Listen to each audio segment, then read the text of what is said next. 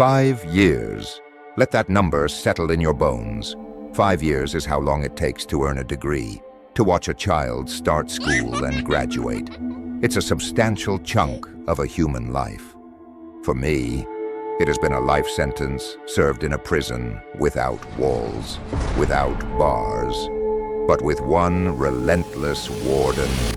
I haven't lived in my own home, in my own town, or even in my own skin. I have been a tenant, a permanent resident in a house of mirrors, an architectural nightmare designed and built by a psychopath. And in this house, every reflection is a grotesque caricature of who I am, crafted by his hands. Every whisper doesn't just echo in empty halls. It multiplies, mutates in the space between mouths and ears, and comes back to me as a unified roar of condemnation from a crowd I never knew was watching.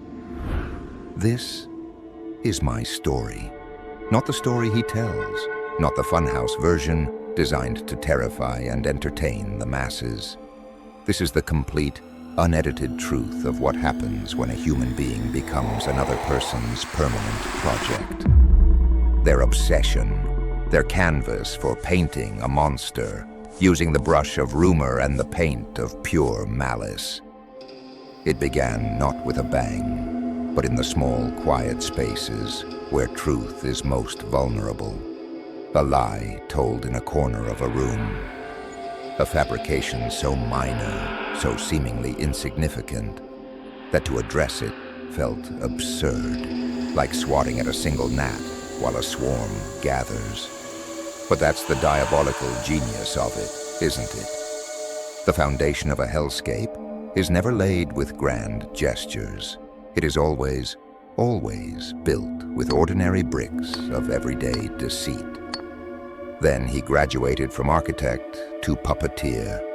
He began doing things, destructive, chaotic things, and with a master's skill, he pointed the strings back at me.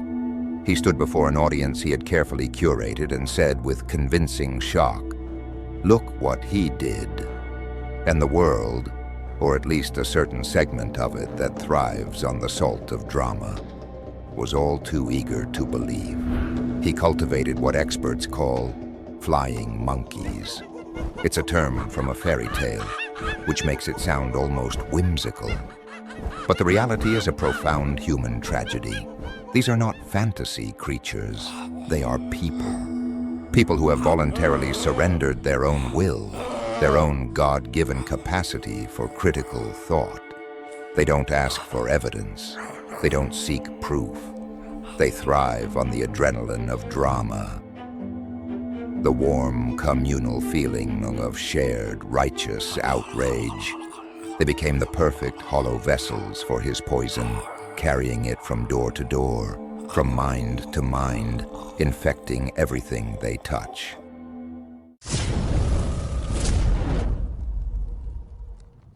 His central narrative was one of pure projection, a classic maneuver from the darkest chapters of psychology.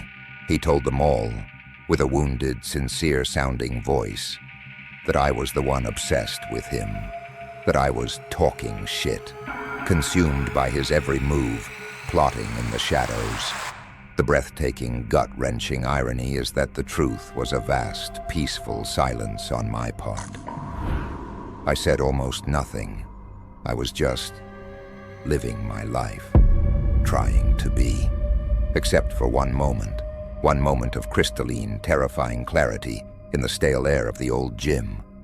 He was there, performing his greatest act, the loyal friend, the concerned buddy. But his whispers, the subtle poison he was dripping into the ears of others about me, finally reached my own. And I turned. I looked past the mask, past the performance, directly into the chilling emptiness behind his eyes, and I spoke the 7 words that shattered the entire charade. "This," I said, my voice steady and cold as ice, "is Psychopath Mannerisms." The effect was instantaneous and more terrifying than any outburst of rage. He didn't get angry, he didn't argue, he didn't deny it, he fled. He literally ran out like a frightened child who'd been caught in a lie so fundamental, so core to his fabricated existence, that it threatened to unmask his entire being. In that moment, I didn't just insult him. I perceived him. I saw the void he worked so hard to conceal. And for a creature that survives solely by being perceived as something it is not, that is the ultimate, unforgivable threat. That moment of truth, that single brave spark of light I managed to strike in the suffocating fog, became his reason to burn my entire world to the ground. My peaceful silence, which had been my dignity, was now twisted and weaponized against me as proof of my guilt. His silence is confession. Because I wouldn't play his games, because I had the audacity to expose the game itself, the campaign escalated from cowardly whispers to a deafening, coordinated symphony of slander. There is a spiritual law that darkness cannot exist where light is shown, but what is seldom spoken of is the ferocious final reaction of the darkness just before it is dispelled. The moment you name the beast, you become its primary target. Your clarity becomes a threat to its very existence, and it will marshal every resource, exploit every weakness, and recruit every available soul to extinguish that light. This is not merely a personal conflict. It is an archetypal battle between truth and the chaos that seeks to consume it. The empath, the one who feels deeply, is often the primary target, for their energy is the richest fuel and their downfall the most validating prize for the void within the predator. The accusations began to pile up, each one more monstrous, more socially radioactive than the last. It was a calculated descent into absolute damnation. Drug dealer, druggie, a pathetic attempt to link me to a world I've spent years of my life escaping from, to put it all behind me.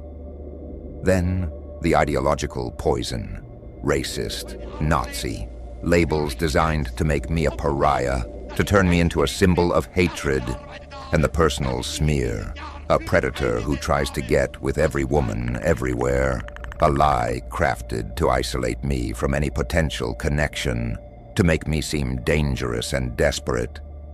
And then, he deployed the nuclear option. The word that is not just an accusation, but a social death sentence. The word designed to short-circuit all logic, to trigger a primal revulsion so deep it bypasses reason entirely. Pedophile.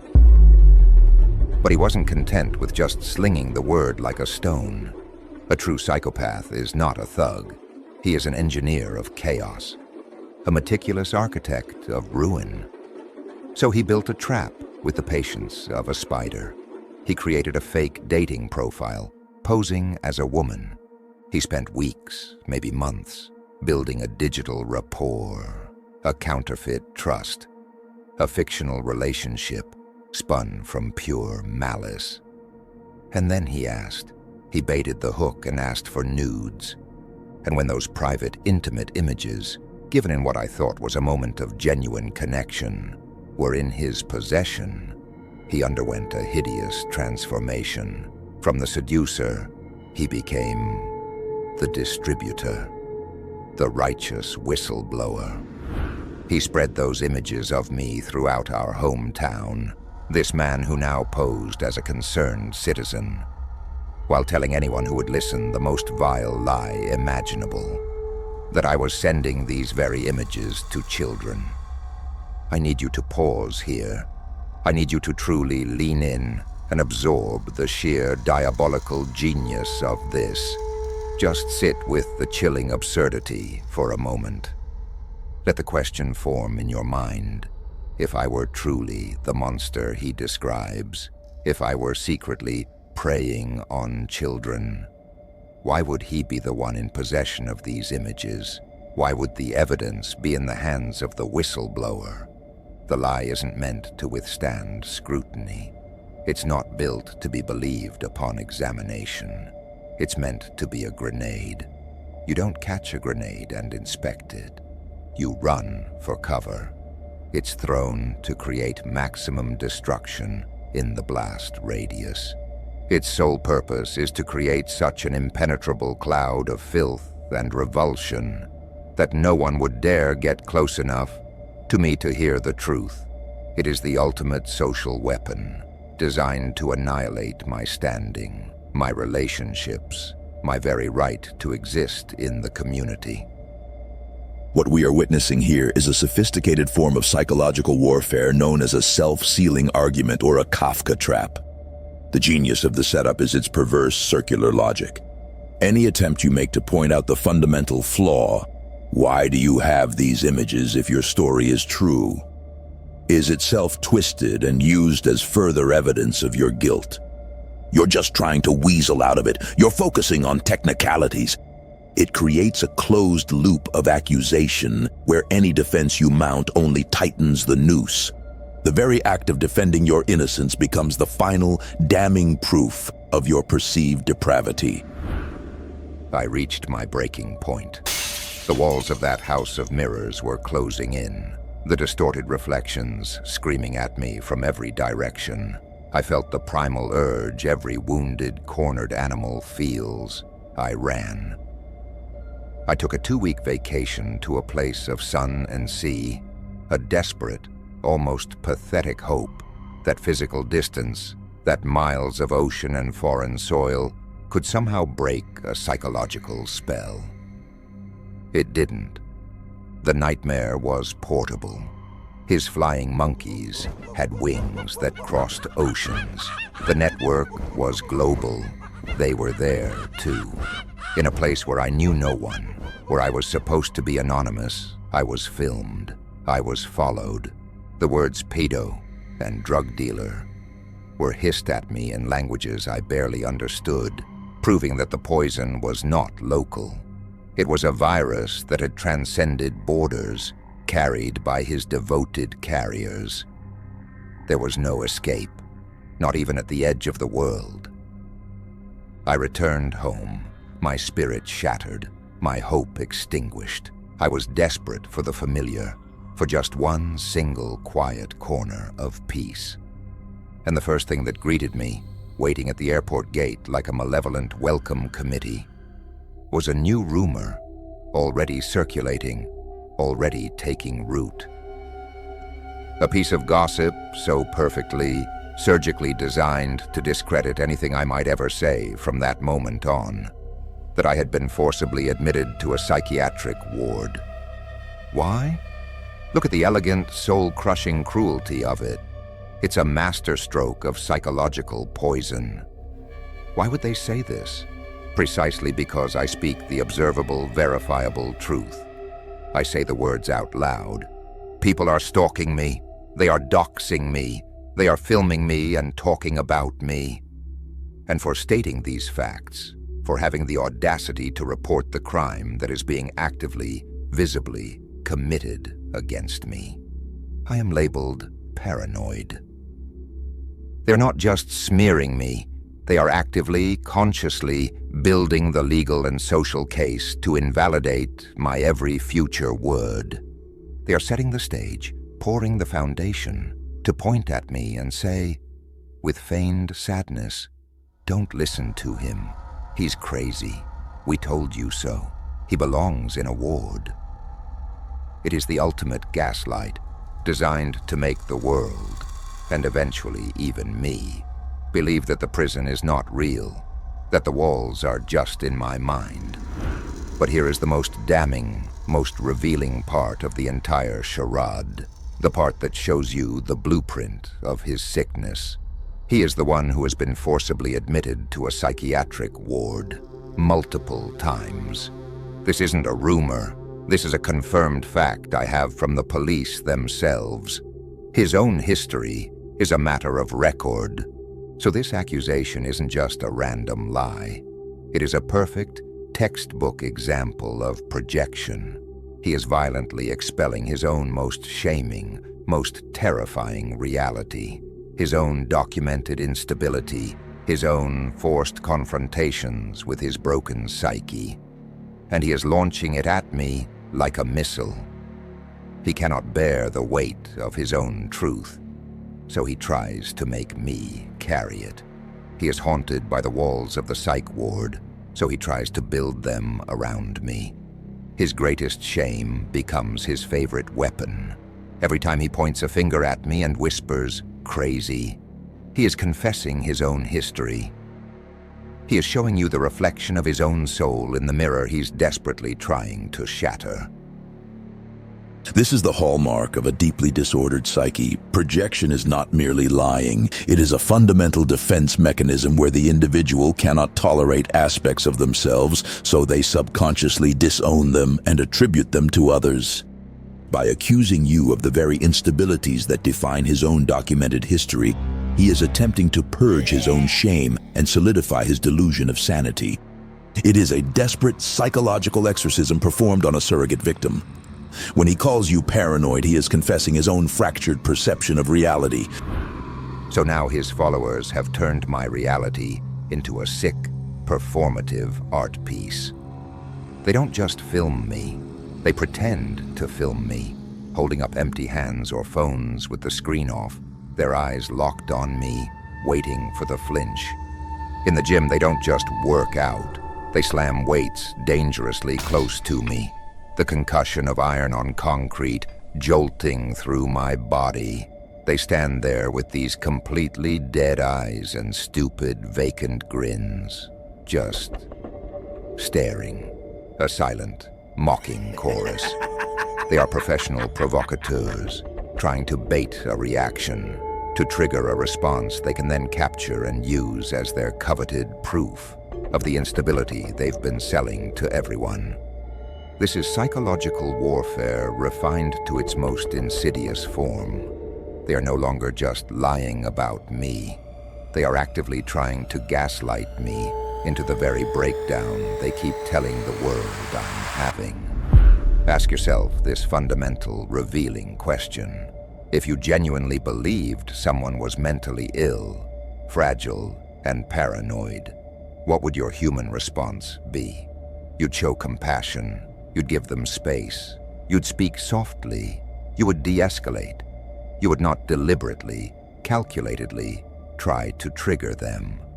Their actions, this grotesque pantomime, reveal everything about their true character. They are not truth seekers. They are not concerned citizens. They are willing, enthusiastic participants in psychological torture. They are the stagehands in this theater of cruelty, and they love their work. The physical toll of 5 years under this unrelenting siege is undeniable, and it's something people in clean, quiet lives never talk about enough. This isn't just in my head. My body has become a battlefield, the constant state of fight or flight, the cortisol and adrenaline endlessly flooding my system. It rewrites your body's very code. It alters your metabolism, making you gain weight as your body desperately hoards energy for a famine, a crisis that never ends. It changes your body chemistry, how you smell. The very scent of fear, sharp and acrid, becomes your perfume, a signal to predators that you are prey.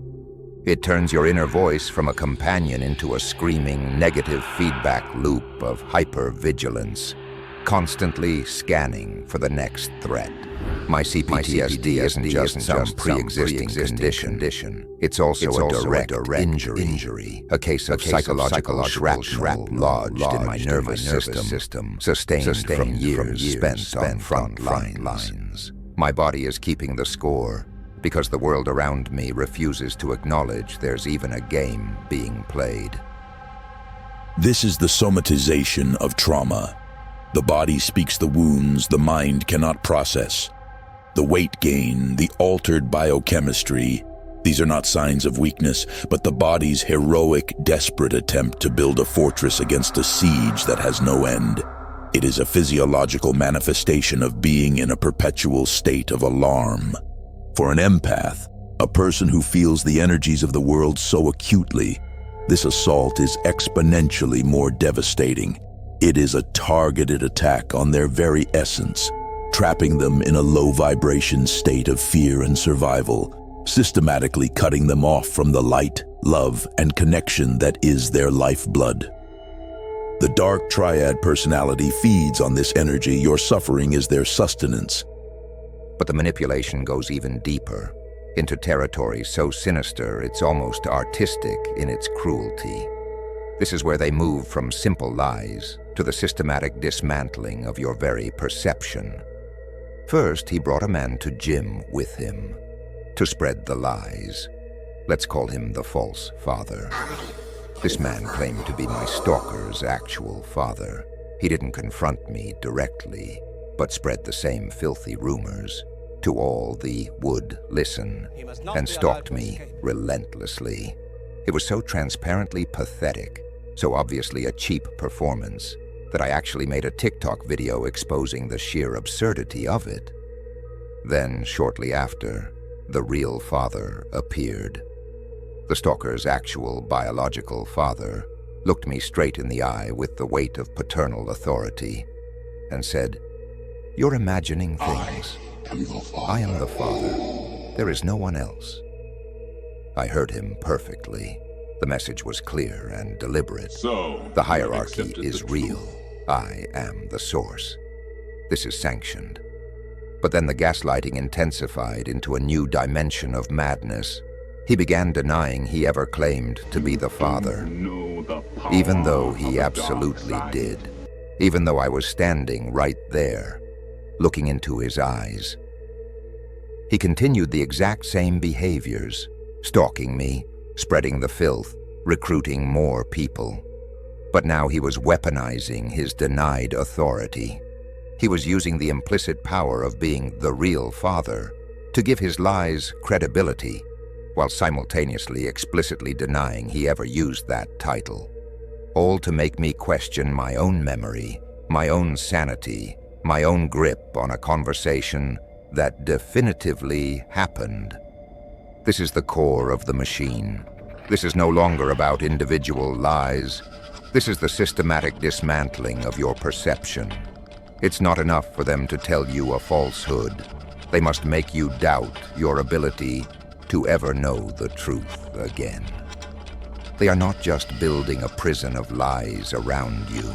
They are methodically removing the solid ground from beneath your feet, brick by brick, until you are left falling in the void, questioning whether the ground was ever even there at all. This is a textbook example of what we term structural gaslighting.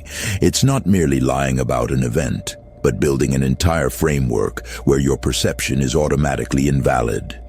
The introduction of the false father, followed by the real father, who then denies his own statements, isn't a mistake. It's a deliberate construction of a labyrinth of reality. The goal is to induce what we call cognitive dissonance, so severe that the victim's mind, in a desperate attempt to find stability, may begin to side with the abuser's narrative.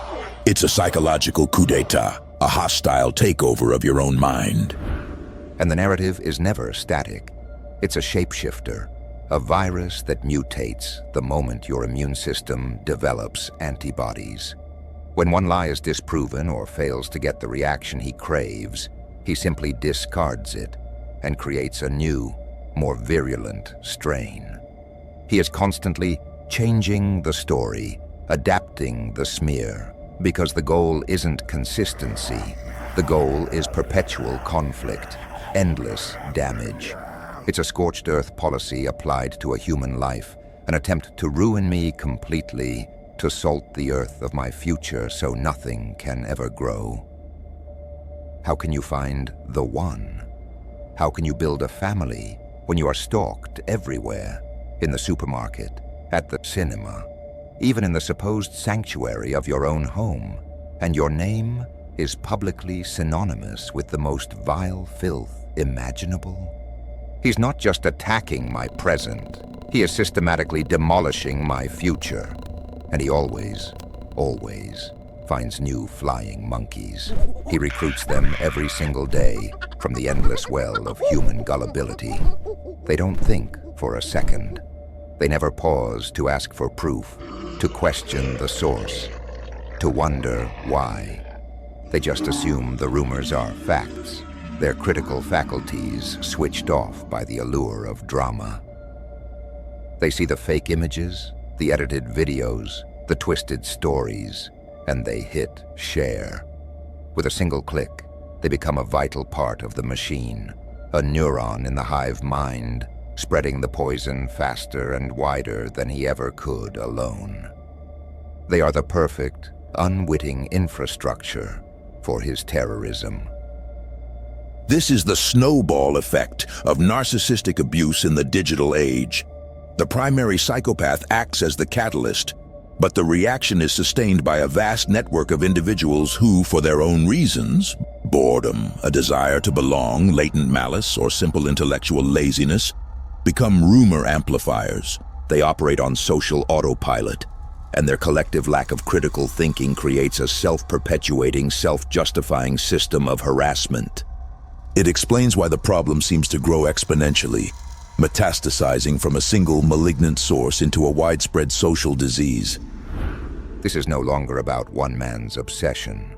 This has evolved into an ecosystem, a self-sustaining network of pathology. My original stalker, a man, a boy, with a documented history of psychiatric confinement, acts as a dark magnet, attracting others who share his pathological traits or who are simply empty enough to be filled with his purpose.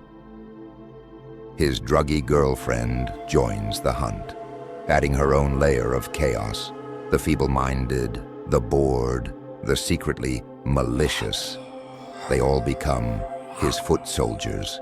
They form a community, a twisted tribe united not by love or shared values, but by a shared purpose. My annihilation. In their world, I am the central figure, the necessary villain in their shared narrative. My retaliation, my mere existence, becomes the glue that binds them. My pain is their purpose. It gives their emptiness meaning. Trying to reason with a single person in this network is as futile as trying to reason with a single cell of a cancer. You are not arguing with an individual. You are arguing against a role assigned to you in their collective fantasy, a role you never auditioned for but are forced to play. So when I stand my ground, when I refuse to be erased, when I speak this raw, unvarnished truth into a camera, I am not just defending myself. I am launching a counterattack on the very foundation of their world. I am rejecting the role they have written for me. I am stating with every syllable that my reality is not theirs to define. I am reclaiming the narrative. This is the psychopathic playbook in its purest, most undiluted form. We make a critical mistake when we think of lies as individual falsehoods. In the hands of a master, they are not isolated events. They are brushstrokes in a much larger, much darker painting.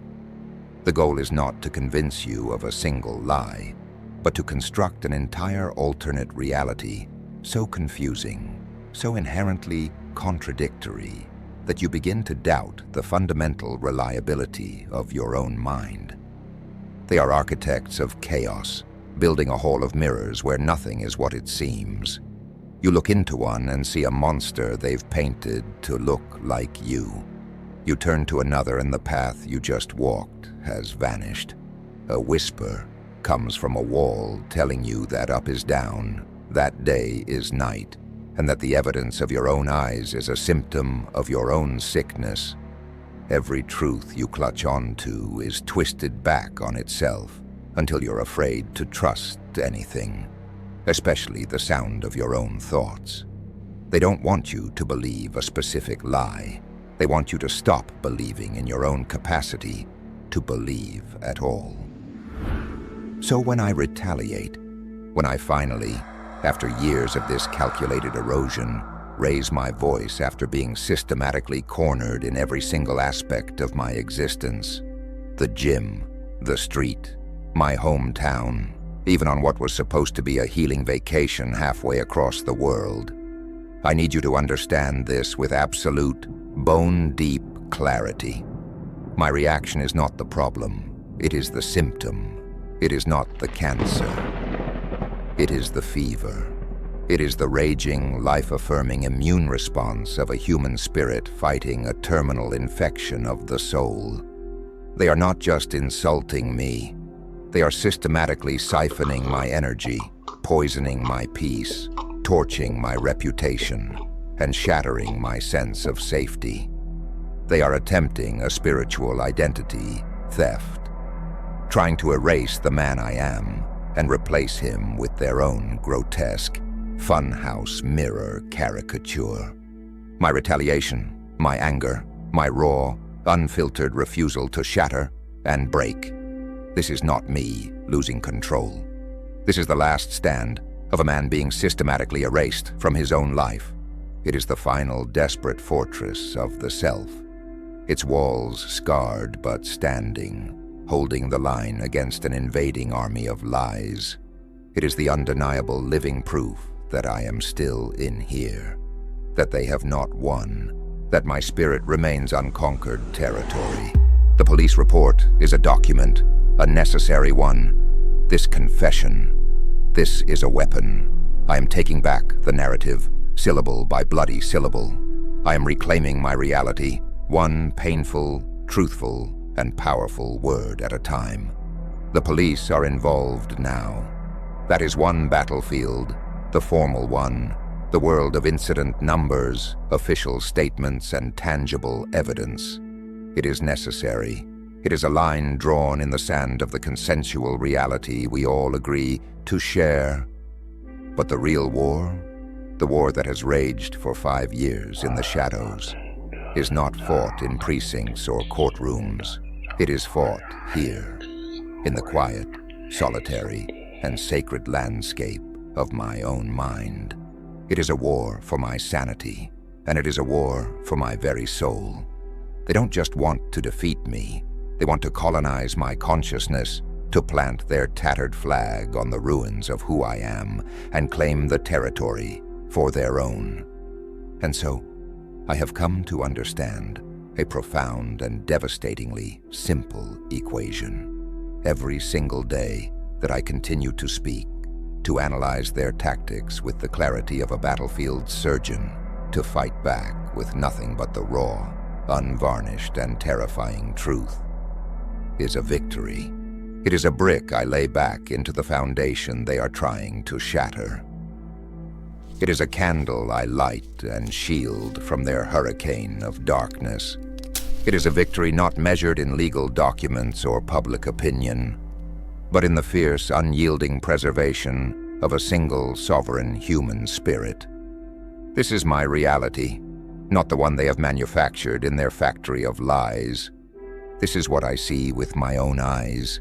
This is what I hear with my own ears, and no amount of their dead-eyed stares, their slammed weights, their gaslighting fathers, their pathological networks, or their filthy, desperate rumors will ever make me stop speaking it.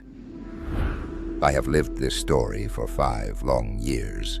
I have not just endured it, I have documented it with the precision of a historian chronicling a genocide of character.